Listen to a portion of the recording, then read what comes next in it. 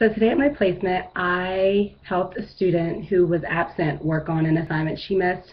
It was a writing assignment. So she had to use 3 nouns that describe things that she had in her room, and then she had to use 3 adjectives to describe those nouns.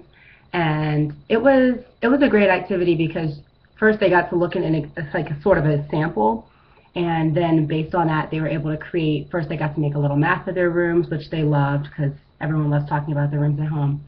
And then they had to describe the different things they had in their rooms, and it was great because it gave them practice using both nouns and adjectives, but also practice using sentences and just being able to look at something and generate, I guess, words about your room, if you will. It was also a great way of sort of progress monitoring because you were able to see which students were really grasping the concepts of using conventions and which students were really struggling there.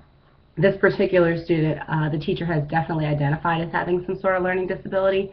We're not exactly sure what it is yet, but it was interesting because I've worked with her in the past with reading and working on what a proper noun is and what an adjective is, and for me it was still a way of progress monitoring because since I've worked with her over the past, I've seen her kind of grow and develop. In this case, she really hasn't grown too much, so the teacher is definitely thinking that she might need some sort of services, but this is first grade, so this is still just sort of seeing where everyone is. But so yeah, that was a great use of curriculum-based measurement for that. And then also I helped with some reading progress monitoring. During reading, the students had silent reading to themselves, and they all have boxes that have different books that they've chosen from the library to read.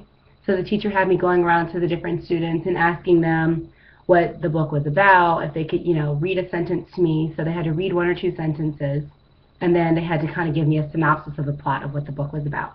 And that was good because, it helped the students identify whether or not the book was a good fit for them. They did that 5-finger rule. So if they struggled with 5 words in the sentence, then they would have to go choose a new book. But most of the students were doing really well with the books that they had, and I thought that that was a great way to do progress monitoring because the teacher knew what reading level they're on and what ability level they're on, and they are using the Basic 5 Cafe, so that's been really cool. I think that's about it. That was the only one-on-one work I did. The teacher had a writing lesson that I thought was great since it was right around Easter. She introduced Peter, the story of Peter Cottontail, which was really cute because a lot of the students were familiar with it and some weren't. But it was great because the students who were familiar were able to describe it to the students who weren't familiar. And it was great that she let the students kind of describe it instead of her just talking all the time, because obviously students always they learn a lot more from each other.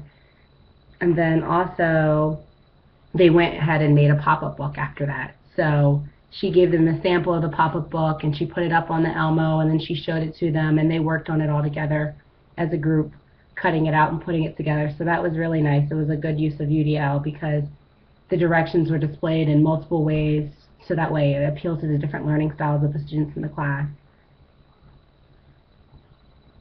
And it was just kind of a fun way to, incorporate the holidays into what the students were learning, using multiple means of engagement to make the students engage and to get them excited about the activity and excited about the holidays. So it was a fun activity. The students ended up it was a writing lesson because the students ended up having to write a sentence about the story after she actually read them the story. I actually believe they listened to it as a tumble book, which was also a great use of technology. But then the students, after they had read the story, they were to generate a sentence about the story and about the characters in the story. So that, again, great tool for progress monitoring to see how well the students were able to generate their own sentences and how well the students were able to comprehend a story, reading comprehension.